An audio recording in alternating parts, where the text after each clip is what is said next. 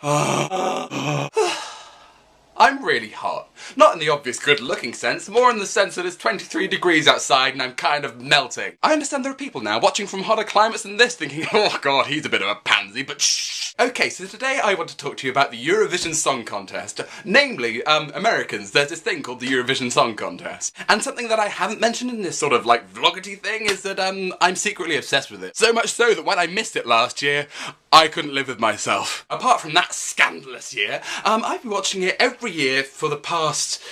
when was I 14? A long time. Interestingly, this Eurovision Song Contest is being held in Baku, Azerbaijan. Which, you know what, is really interesting because it kind of like raises questions about like arbitrary borders and what it means to be European and stuff. And usually, if you inserted Azerbaijan into any conversation, that would immediately be the most interesting thing about that conversation, right?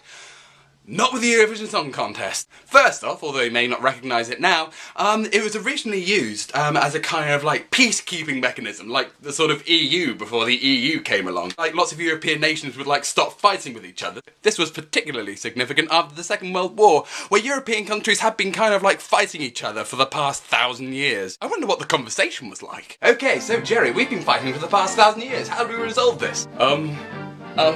A song contest? Fantastic idea. Even that's not the most interesting thing about the Eurovision Song Contest.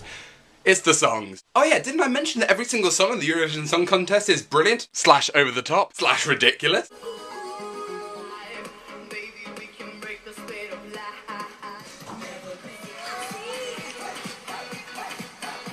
Well yeah, they completely are. That's why nobody really watches it in the UK, and it's huge like everywhere else in Europe. For example, the prize for the Swedish equivalent of the X Factor is a chance to represent Sweden in the Eurovision Song Contest. But let me talk about a few choice cuts from this year's semi-final. First, Latvia's entry. I don't know about you, but when an opening line to a song is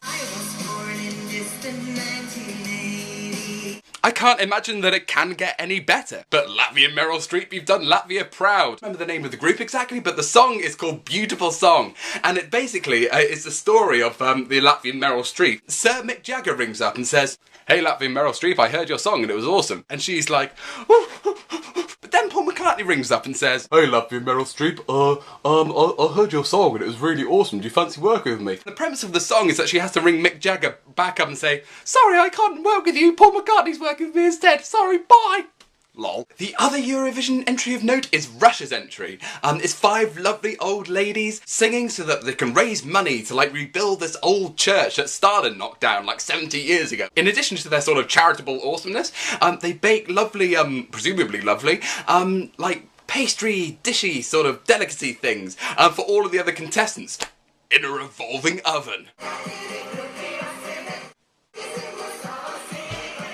If anything encapsulates Eurovision's ridiculousness, then it's Russia's entry. Bloody heck. Go Engelbert Humperdinck. UK. Woo. I've got to get back to my very important schedule of being really hot, so bye.